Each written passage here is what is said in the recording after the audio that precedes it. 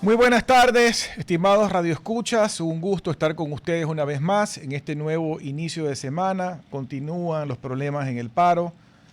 Ya va para casi más de 3 semanas, si no me falla la memoria, con respecto a este paro en Imbabura. Esperando que hayan decisiones esta semana, que lleguemos a completar la tan anhelada paz. Se suponía la semana pasada que había un acuerdo, luego lo desmintieron, sobre todo la CONAIE dijo que no había participado, que habían sido otros líderes y que no había habido un acuerdo integral al respecto de esto. Hoy tendremos como invitada a la licenciada Yaneri Nostroza, prestigiosa periodista, muy conocida por todos ustedes, además fundadora del portal Visionarias, con quien siempre es un gusto conversar y ver su opinión sobre lo que sucede en este siempre entretenido país. Janet, ¿cómo estás? Buenas tardes, gracias por estar con nosotros en este día lunes. Y quería empezar sobre tu visión de lo que ha pasado con respecto al famoso paro indígena, especialmente concentrado en la provincia de Imbabura. Hubo un intento, digamos, de acuerdo la semana pasada, pero luego se desmintió que no era tal y seguimos con problemas en algunas vías incomunicadas. ¿Cuál es tu visión de esto? Hola, mi querido Giovanni, muchísimas gracias por la invitación nuevamente. Me encanta estar en tu programa y conectarme con tu audiencia. Bueno, imagínate, entramos a la quinta semana de paro y realmente las cosas ya, ya se han tornado, que son 5 semanas en donde los indígenas, que eso empezó todo con la eliminación del decreto que eliminaba los subsidios y ahora ya vamos en que quieren que se incremente el salario mínimo a $650. Entonces, es una desde mi punto de vista, esta falta de conciencia de lo que significa estar 5 semanas para. Janet, estamos con ciertos problemas de comunicación. Parece que de tu lado está la señal un poco débil. No sé si puedas, preferible apagar la cámara y ver si en el audio entra bien. Una No estamos escuchando bien el audio. provincia que vive del día del comercio. Ya, A ahora ver, ya sí. me moví un poquito. Ahí Ya. estamos mejor. Sí, ahora sí, ahora sí. ¿Me escuchan mejor ahí? Sí, ahora sí. Ya, Sí. sí, me moví 1 metro, Ok. que no lo creas, pero bueno, ya estoy aquí. Bueno, sí, lo que te decía es que ya hemos entrado en una quinta semana de paro y realmente ya hemos llegado al absurdo, ¿no? O sea, en este momento, no sé si ustedes me pueden decir, pero ya no sé por qué están protestando los indígenas. Empezaron con la solicitud de que se elimine el subsidio y ahora ya vamos en que piden un incremento a $650 del salario mínimo.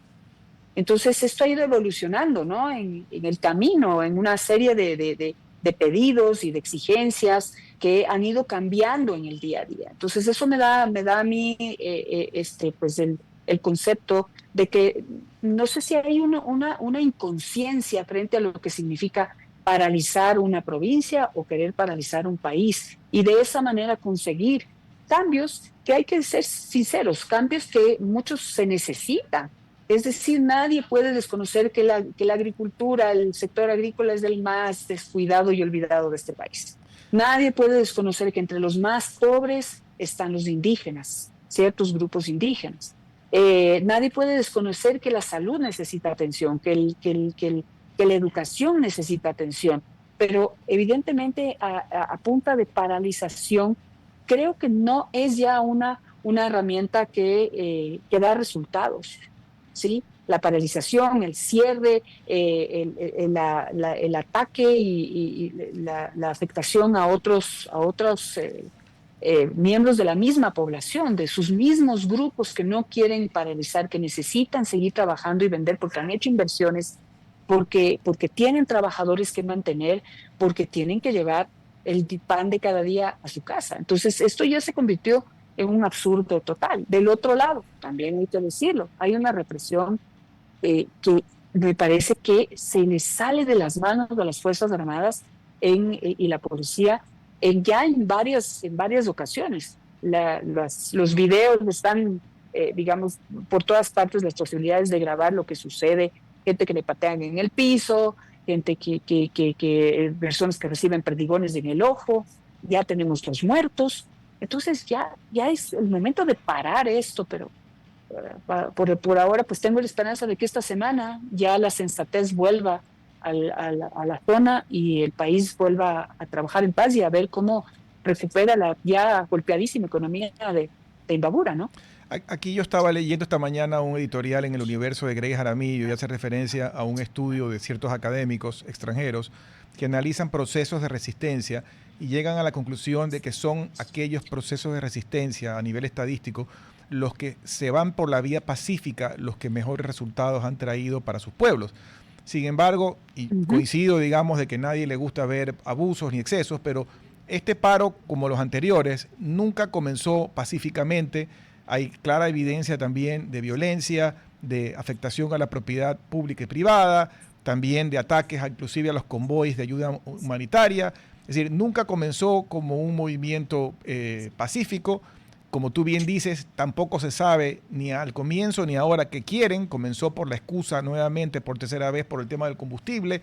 Pero yo la semana pasada tuve algunos invitados, sobre todo de la línea económica, gente como Mauricio Pozo, como Jaime Carrera, como Alberto Acosta Burneo, y tampoco entendían bien qué es lo que piden, porque si tú estás preocupado o preocupada de lo que pase con tu gente, que es el sector indígena que tú defiendes, no veo en sus pedidos algo concreto para mejorar la vida y para solucionar los problemas históricos de sus comunidades. Inclusive alguno de los tres, no recuerdo cuál fue, dijo, ¿por qué no se arma un fideicomiso donde se ponga parte del ahorro que va a causarse por la eliminación del subsidio del combustible, del diésel, y que en ese fideicomiso participe cierto liderazgo indígena o de comunidades rurales para que se tomen decisiones para mejorar la producción, para mejorar la asistencia de salud en las comunidades, para mejorar el tema de la desnutrición crónica infantil, el tema de acceso al agua potable, etcétera. Pero esas propuestas no vienen del sector indígena.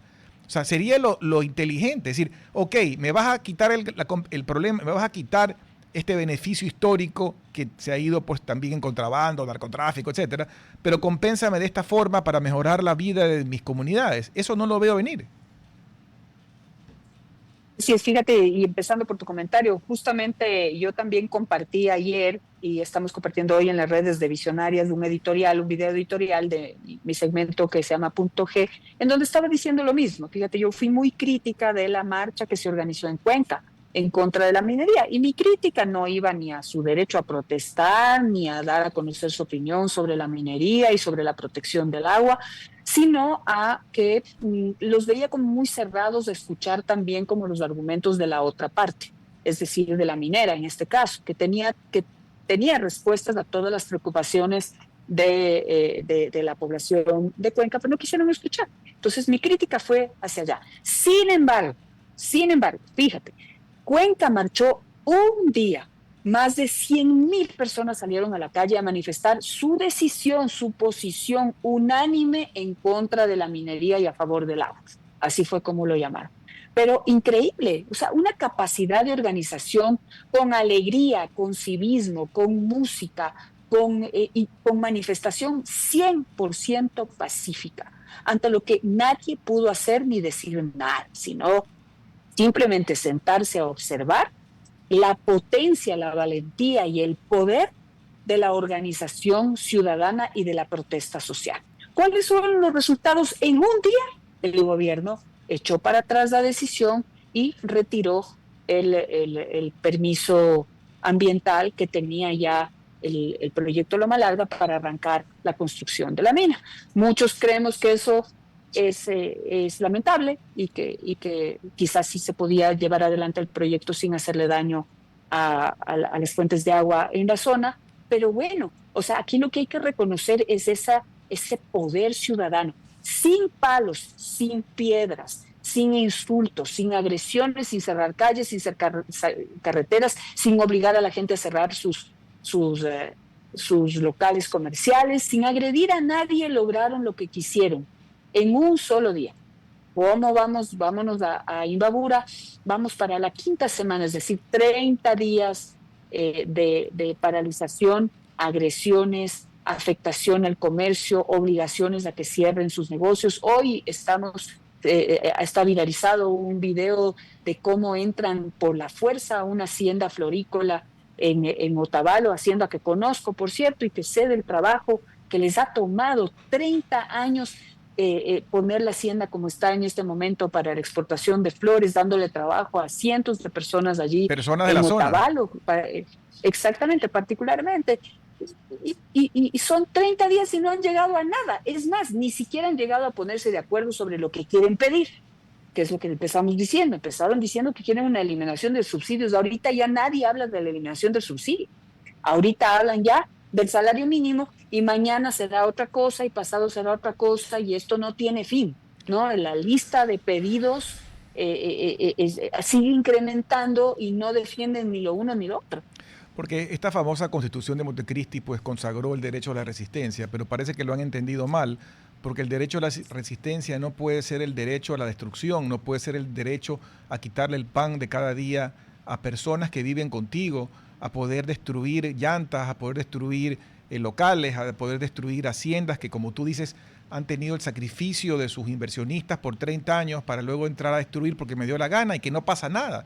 Tú tienes que responder por tus actos y eso es la parte de lo que no se ha entendido en el país. Y más allá de ese derecho a resistir o derecho a protestar, estos son actos vandálicos y son actos ilegales que tienen que ser penalizados. No se puede dejar en la impunidad como ya pasó esto en años anteriores y en ocasiones anteriores, que hagan lo que les dé la gana, incendien, quemen, destruyan la Contraloría, quemen papeles, hay heridos, muertos y no pasa absolutamente nada. ¿Eso qué tipo de, en qué mundo primitivo estamos viviendo, si esto se permite? Claro que sí, exactamente, es lo que digo. ¿Y qué tan efectiva es la fuerza y la violencia con la que se han desarrollado los últimos paros, digamos 19, 22 y ahora 25? Si a la final nos vamos y seguimos en cero. Hoy estamos conversando exactamente de lo mismo de lo que conversábamos en el 2019 y exactamente lo mismo de lo que firmaron y acordaron en el 2022. 218 puntos de acuerdo, entre los cuales se encuentran la educación, la salud, la educación bicultural, la plurinacionalidad, todo lo que están nuevamente hablando ahora y la situación dramática y complicada de ciertos grupos de agricultores y campesinos, en su mayoría indígenas, que necesitan ser atendidos por un país que no ha podido ponerle la atención que el sector agrícola se merece. Pero hoy estamos otra vez en cero, En cero. entonces vale la pena preguntarse qué tan efectivas son estas marchas y estas protestas violentas y sobre todo cuando tenemos el ejemplo de Cuenca, que sin tirar una sola piedra lograron lo que quisieron. Pero además, Janet, Entonces hay un sí vale tema, la pena preguntarse. como decía Jaime Carrera la semana pasada, esto es un Ecuador desquiciado, ¿no? Porque dices, yo quiero que se mantenga el subsidio, quiero que ya no se produzca minería, quiero que no se produzca el ITT Yasuní, pero sin embargo quiero que me subas el sueldo y quiero que me subas los gastos de salud y educación. O sea, es un mundo desquiciado. Yo también puedo decir, yo quiero que me tripliquen el sueldo y por guapo quiero tener más ingresos cada mes, pero eso es el mundo irreal. O sea, ¿de dónde? Si yo estoy diciendo, elimíname el subsidio y quiero más y más y más, y no digo de dónde sale, entonces, ¿quién entiende esto? Y por otro lado, también te hago la pregunta, porque vi que una líder indígena decía con voz airada la semana pasada que el gobierno, ¿cómo es posible que el gobierno insinúe siquiera que ellos están recibiendo dinero o del narcotráfico o de la minería ilegal o lo que sea? Pero cuando los pedidos de ellos son ilógicos, cuando nada cuadra, cuando no hay un deseo de diálogo, cuando no hay pedidos concretos ni realistas, entonces uno llega a la conclusión que hay algo raro detrás de esto. Y ahí además, cerca de la zona del problema, el gobierno está inclusive hasta bombardeando el famoso Buenos Aires, donde hay minas tomadas por grupos, por GDOs, donde hay gran cantidad de oro que se extrae y oro que está hoy en día en precios récord. Entonces algo raro debe haber. Claro que sí. Yo no sé si denominarlo raro, porque evidentemente el sentido común nos lleva a plantear hipótesis, ¿no? Entonces, es un mes de personas que están en las calles sin trabajar, y personas como cualquiera de nosotros que si no trabajas un día, pues ese día no produces y ese día no comes. Exacto. Y estoy hablando absolutamente de todos. O sea, aquí grandes, medianos y pequeños vivimos de nuestro trabajo diario, diario. Ahora, si vamos a la gente del campo, si vamos a la gente del comercio, con mucha más razón, el trabajo se logra en lo que se logra a fin de mes es el producto de lo que uno trabaja en el día a día. ¿Cómo te explicas todas estas personas que llevan un mes sin trabajar porque están protestando? Alguien los tiene que estar manteniendo. Y sobre todo, partimos de declaraciones que ya han dado los mismos indígenas en protestas pasadas. Marlon Vargas dijo, luego de la protesta del 2022, que mantener en la calle 18 días a todas las personas que estaban protestando aquí en Quito costó $200 millones. Entonces dime tú qué indígena tiene para financiar esto. Evidentemente no es por ahí, evidentemente es de alguna manera se están financiando. Si no son, en este caso y en esta paralización, si no es la minería ilegal, ¿quién está manteniendo a todas estas personas en la calle y sin trabajar? Es una pregunta que, como digo, el sentido común nos invita a hacer, ¿sí?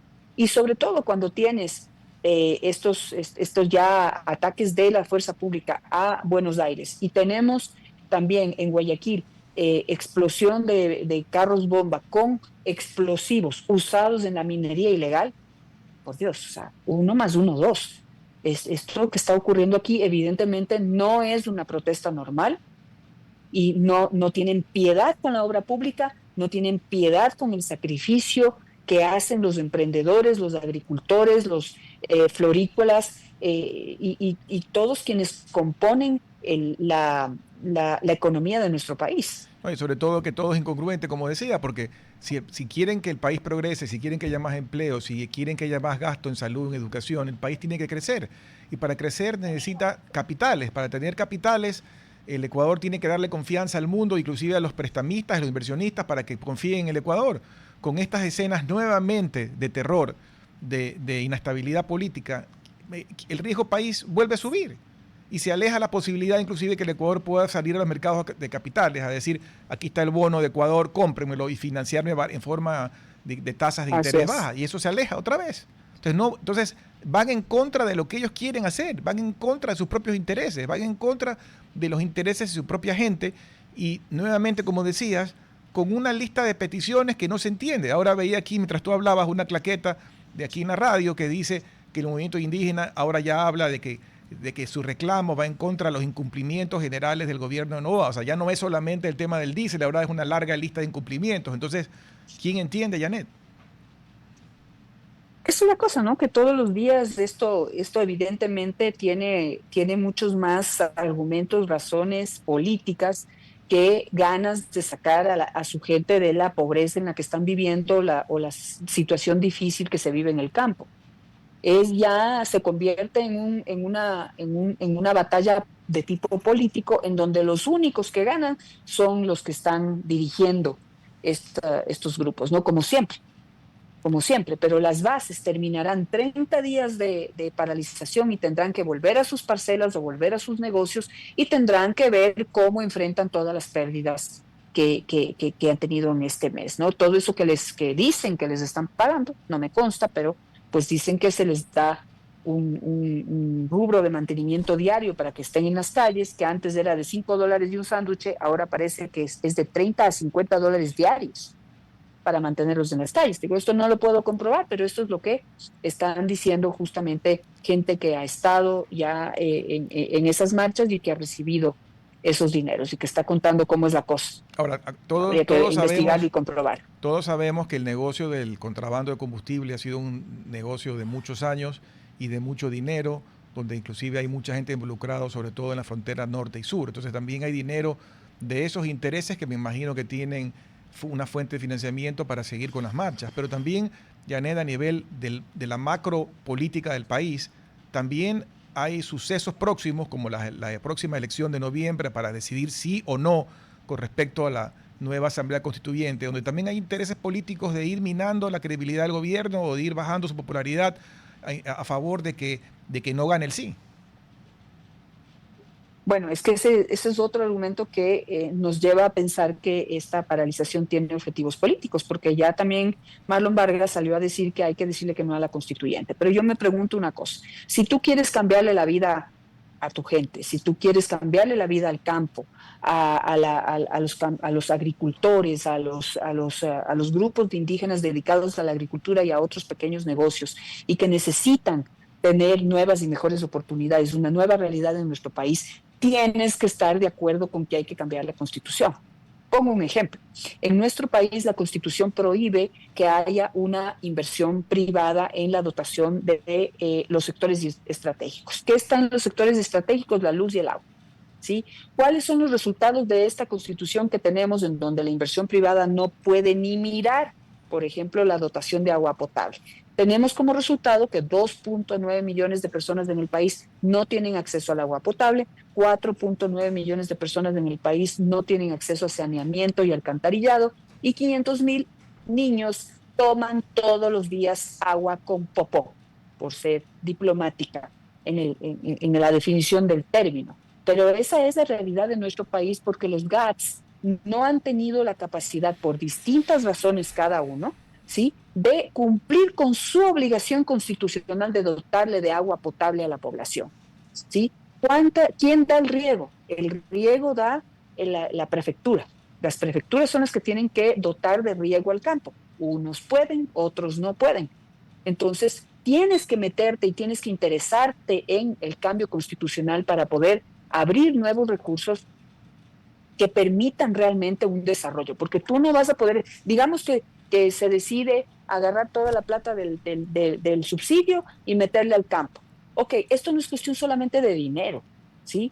No es cuestión solamente, no es solo económico. Si tú puedes tener todo el dinero del mundo en las manos de los campesinos, pero si no tienen agua potable, no vamos a poder hablar nunca de desarrollo. Si no tienen acceso al riego, sus campos, por más dinero y préstamos que les des, o reembolsables o no reembolsables, no van a poder desarrollar el campo. Entonces, es un problema integral y hay muchas de las taras que tienen al campo paralizado están en esa Constitución de Montecristi, cosa que hay que tirar a la basura y volver a crear realmente un sistema que pueda generar un mejor desarrollo del campo y de otras áreas de nuestro país, porque de la electricidad nos podemos también pasar hablando toda la mañana. Claro, la electricidad tenemos para muestra un botón lo que pasó el año pasado, ahora hemos tenido suerte con el clima, todavía entiendo que si viniera el viaje habría más de 1.000 megavatios de déficit y gran parte del problema es lo que tú dices, es un país que con esa declaratoria de sectores estratégicos en petróleo, en agua, en electricidad,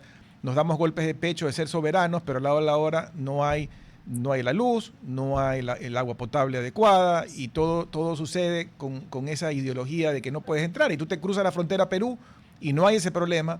Perú, según veía en una entrevista la otra vez en Ecoavisa, el sector petrolero o de distribución de hidrocarburos está privatizado y solamente Petroperú hace actividad limitada de cierta regulación o de llegar a zonas donde por un tema logístico no llega nadie, pero todo lo demás está abierto al mercado privado y no tienen que estar preocupándose si hay asfalto, si hay gasolina, si hay diésel. Nosotros seguimos insistiendo en lo mismo.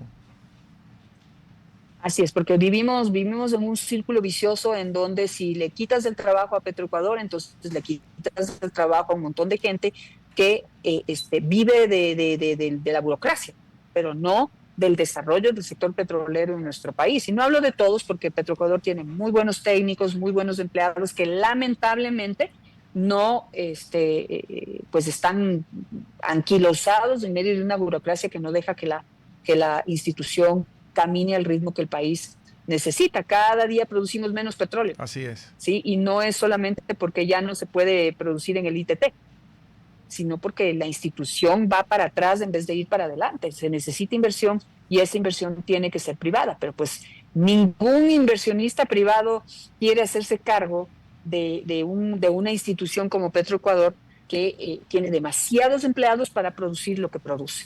¿Sí? El que diga esto, pues le queman vivo. Y además con el historial es la realidad. Con el historial que tenemos de inseguridad jurídica, ¿quién quiere invertir en el Ecuador y poner dinero a riesgo para nueva inversión en el sector petrolero? Vamos a irnos a un corte breve y regresamos en unos minutos para seguir con este interesante diálogo. RTP 96.5, a la conquista del mundo digital. Presenta sus nuevas instalaciones y tecnología de vanguardia. Renovamos nuestro compromiso de seguir brindando contenido útil y de la más alta calidad. Programas de opinión con referentes de la comunicación. Noticias para contar todo lo que está pasando en todo momento. Una variedad de segmentos con lo que necesitas saber. Y asociaciones internacionales estratégicas. Todo para mantener a nuestra audiencia y seguidores siempre bien informados. Siempre en RTP. Buena compañía. Empezar con nosotros a su programa Futuro en Acción. Para las personas que recién se enganchan, estamos conversando con la licenciada Yanet Inostroza, prestigiosa periodista y además fundadora del portal Visionarias. Yanet, quisiera regresar al punto que hablábamos con respecto a la futura consulta, porque para nosotros para la mayoría de la población, uno de los grandes temas o las grandes aspiraciones es que podamos caminar hacia una solución definitiva o una reducción de los indicadores de inseguridad que tienen preso a gran parte de la población encerrada en sus casas, en sus trabajos, con todas las noticias del día a día.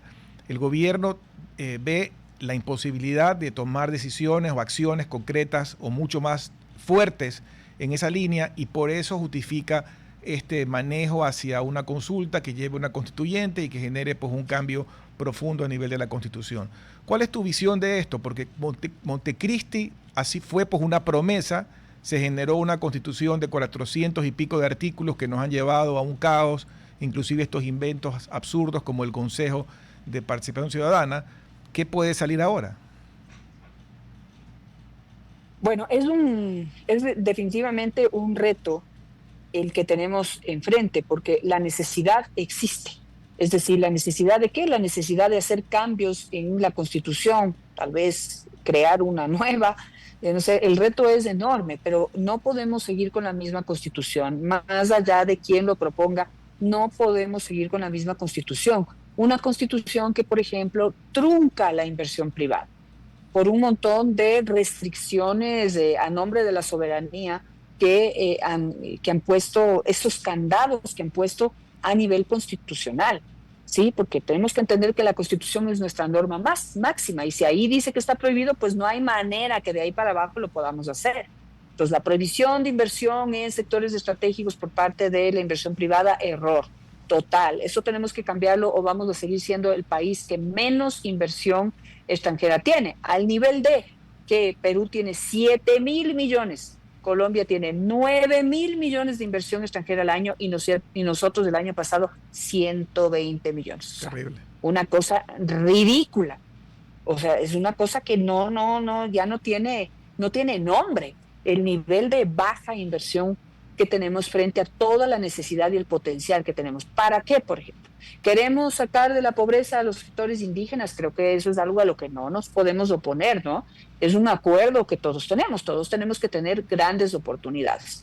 Si queremos sacar al campo de la crisis en la que vive, en la costa, en la sierra, en todas partes, tenemos que lograr que tener una agricultura exportadora, que no solamente tengamos banano, que no solamente tengamos flores, que no solamente tengamos camarón o cacao, sino que podamos exportar todo tipo de productos. Si aquí en la sierra, que es en donde se concentra el problema, los campesinos siguen produciendo una parcela papas, otra parcela rábanos, otra parcela lechugas, otra parcela cualquier otra cosa, pues no progresamos.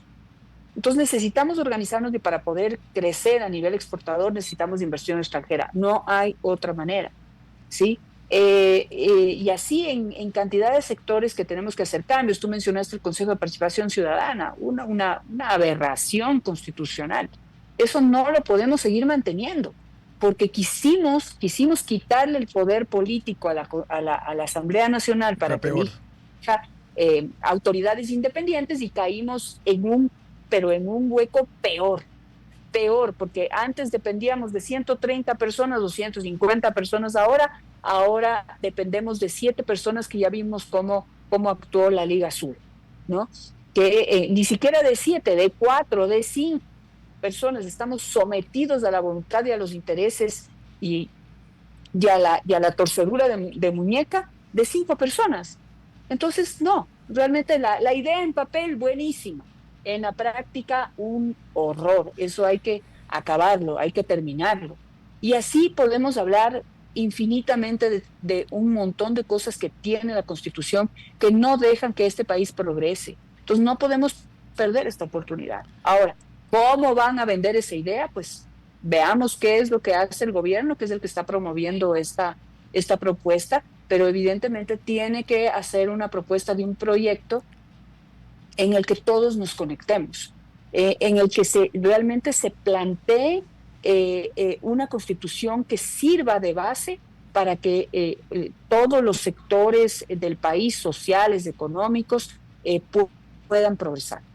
Para eso no necesitamos una constitución de 400 artículos, necesitamos una constitución puntual, corta, realista, que se conecte con la realidad actual y con el mundo globalizado al que ahora pertenecemos. Eso te iba a decir justamente porque daría la impresión, y así se lo escuché a algún periodista hablar, de que quisieran, los que promovieron la Constitución de Montecristi, nos quisieron dejar con una camisa de fuerza ideológica. Y yo creo que una Constitución debe ser un documento poderoso, pero simple, que se alinee con ciertos macroacuerdos básicos de una sociedad en el sentido de por qué camino, cómo nos organizamos y hacia qué camino debemos ir como nación. No una cuestión de un gran poema de derechos y una serie de novelerías que quedaron allí.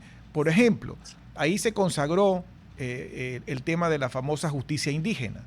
Y yo veo que eso es un tema que inclusive discrimina, porque tú ves que llegan a niveles absurdos, donde en comunidades indígenas pueden hasta secuestrar autoridades como policías, quitarles los teléfonos, más allá de que si estuvo mal o no que estuvieran esos policías allí, se dan el lujo de secuestrarlos, retenerlos, agarrarle los celulares, analizarle los celulares y luego como gran autoridad casi que dictar una sentencia, y así lo han hecho en varias ocasiones con policías, con militares, pero no puedes hacerlo tú, no lo puedo hacer yo, no lo puedo hacer una comunidad rural aquí en la costa, sino que solamente lo que estuvieran definidos como indígenas pueden aplicar este sistema independiente, distinto. Yo no creo que eso pueda ser democrático ni que pueda ser una cuestión, digamos, para mí es discriminatorio, pero además pasa en una línea que para mí no es racional.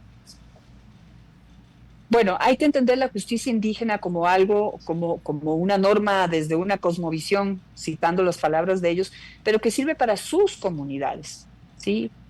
Con ciertas reglas acorde a sus creencias, a su cultura, a su historia. Entonces, en donde ciertas faltas dentro de la comunidad está permitido que sean sancionadas desde esa cosmovisión. Pero para nada dice que pues la autoridad no puede entrar en un territorio, como hicieron, ¿no?, con los soldados que estuvieron allí. Entonces, dentro de la sentencia es que nunca más pueden volver a pisar el territorio, ese territorio indígena, cuando no son país independiente. Exacto. Entonces, ahí hay una interpretación,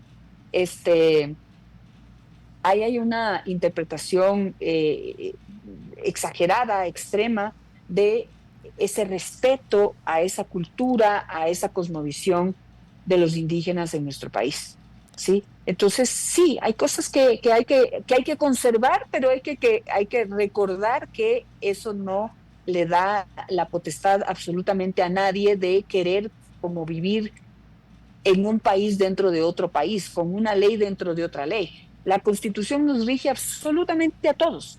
No es que porque estás en un territorio indígena, entonces te pasas la Constitución pues por el forro y no haces caso de nada de lo que dice ahí, ¿sí? Eso es una equivocación, y ahí yo creo que también hay falta y falla de la autoridad judicial ecuatoriana, ¿sí? De poner los límites, recordarles los límites que también tiene la justicia indígena, ¿sí? Correcto. Que en términos generales, si te pones a ver, es como más...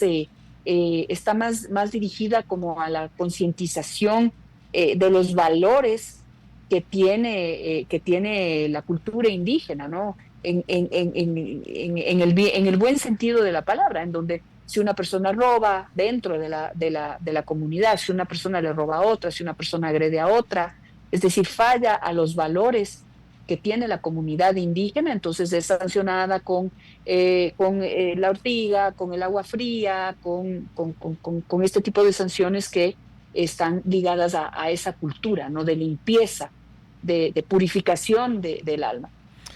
Es interesante, Giovanni, es interesante, pero lamentablemente se aquí degenera. hemos pasado de lo aleccionador y del buen ejemplo que pueden darnos al sancionar a través de esas formas simbólicas comportamientos que ocurren en todos los ámbitos de la sociedad.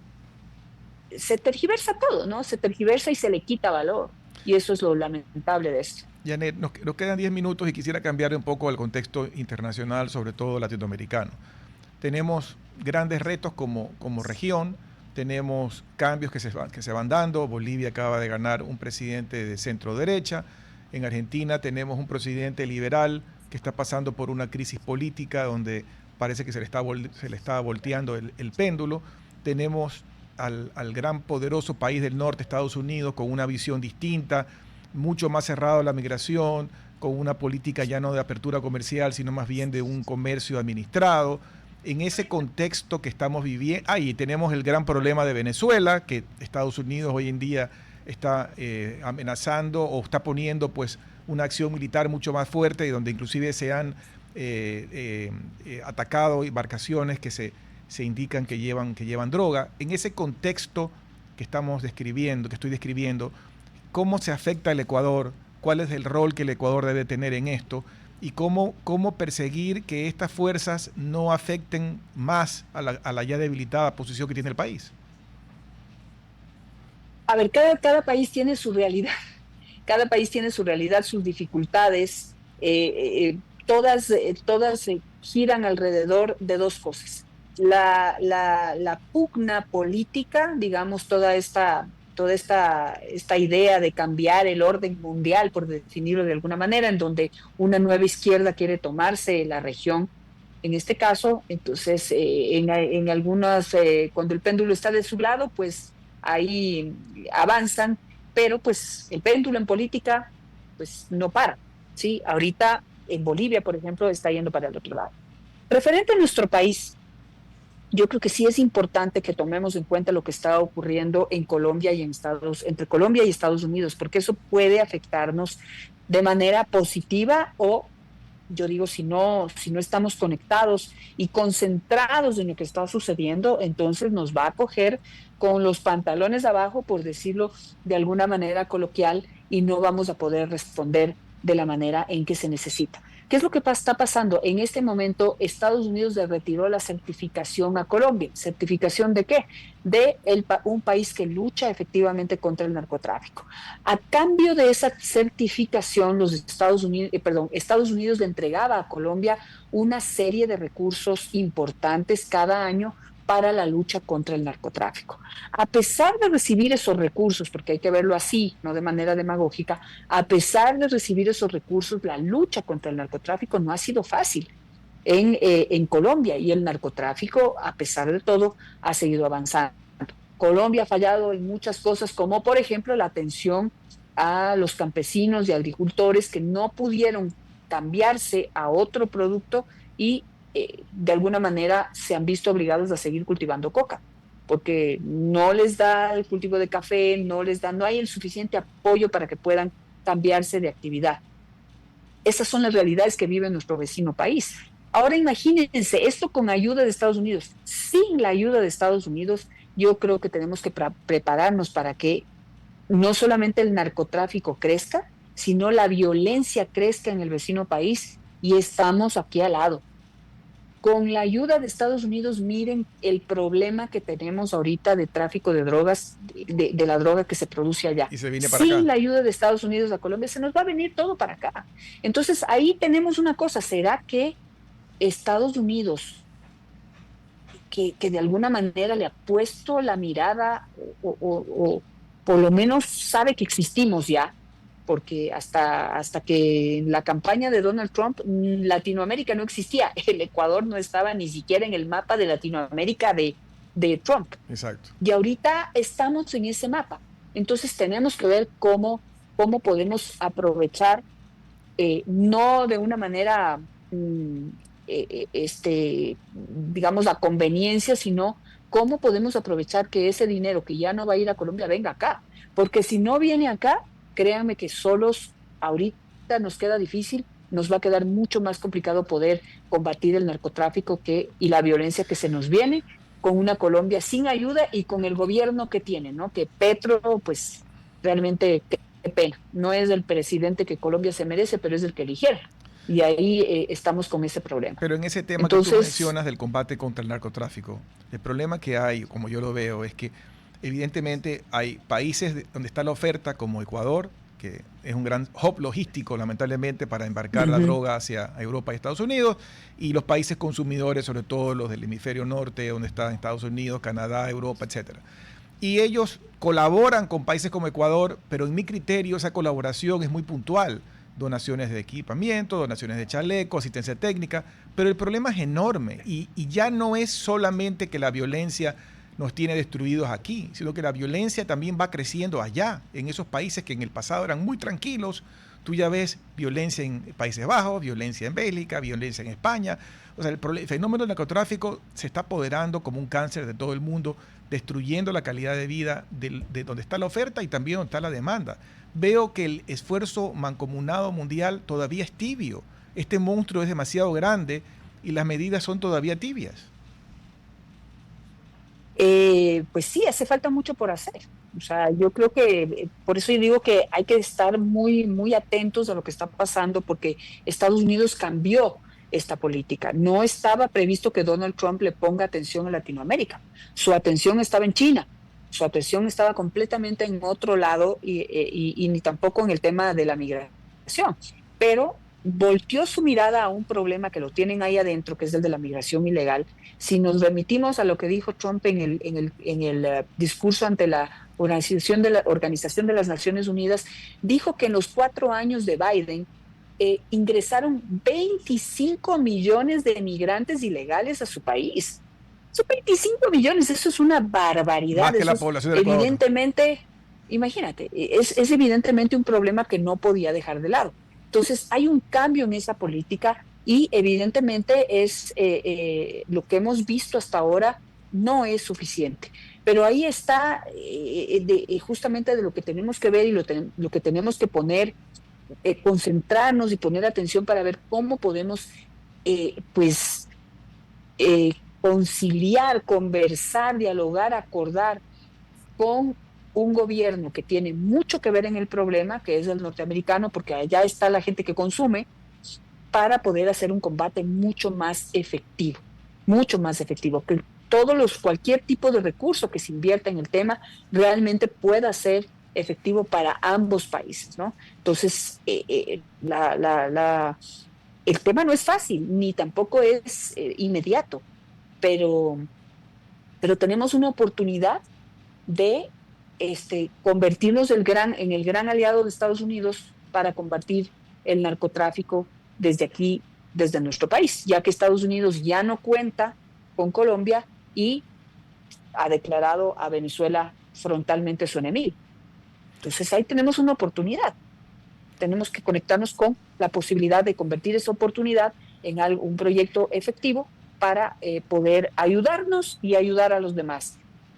Nos quedan 2 Exigir que nos ayuden y que se ayuden a ellos también. Porque aquí hay 2 extremos, ¿no? O una corriente de pensamiento que dice el mundo debe ir hacia una suerte de liberalización de la droga, con lo cual yo veo que hay algunos países que han experimentado con eso, a unos les ha ido mal, a otros les ha ido un poco mejor, o irse a una cosa mucho más drástica como la que tú tienes en países como Singapur, donde prácticamente, o no prácticamente, hay pena de muerte si te agarran con droga. Entonces, o te vas a un extremo a otro, pero como estamos, no está funcionando, la guerra se está perdiendo, se ha perdido. Claro, pero tú tienes países como Singapur, en donde sí te puedes dar el lujo de poner pena de muerte al que se dedica al narcotráfico, pero en donde tienes una economía boyante, ¿no? En donde todo el mundo tiene trabajo y no tiene los problemas que tenemos aquí, todo el mundo tiene acceso a la educación, tiene acceso a la salud y a un buen sistema de educación y salud. Entonces, ahí sí se pueden dar el lujo de poner estas penas extremas, y que nadie se atreva, porque tienen otras alternativas, pero tenemos que ponernos también en el lugar de los países en los que vivimos, en donde tenemos un montón de necesidades y una juventud expuesta a un día a día en donde no hay oportunidades y tienes a la mano el dinero del narcotráfico, por obligación o por conveniencia. Porque hay gente que está metida ahí adentro porque no le queda de otra. Pero lo sí, triste, y esa es una realidad que tenemos que tomar en cuenta. Yané, lo triste, y tú mencionas a la juventud hoy en día no puede ser que estemos en una condición tan mala que la juventud vea como una fórmula o la única fórmula de salir de la pobreza a la droga, al narcotráfico, al sicariato, a la vacuna, a la extorsión o a la minería ilegal. Si esa es la aspiración de nuestros jóvenes, el Ecuador no tiene futuro. Yo nunca pierdo la esperanza. Nunca pierdo la esperanza, porque yo creo que somos una población que pasa muchas penurias y en la medida en que esas penas no se resuelvan no podemos juzgar a nadie.